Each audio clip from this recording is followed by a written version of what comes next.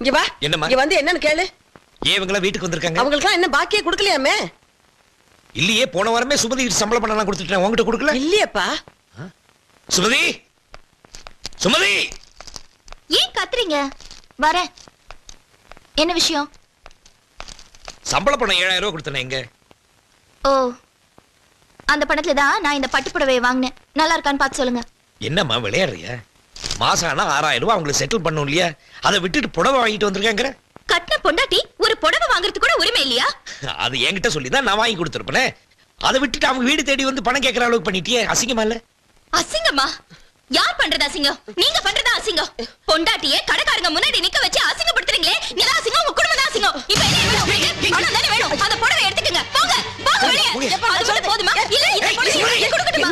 எனக்கு எதுவுமே வேண்டாம். என் புள்ளையா? புள்ளையா? புள்ள கூட சேர்ந்து பேசுறீங்களா? நீங்க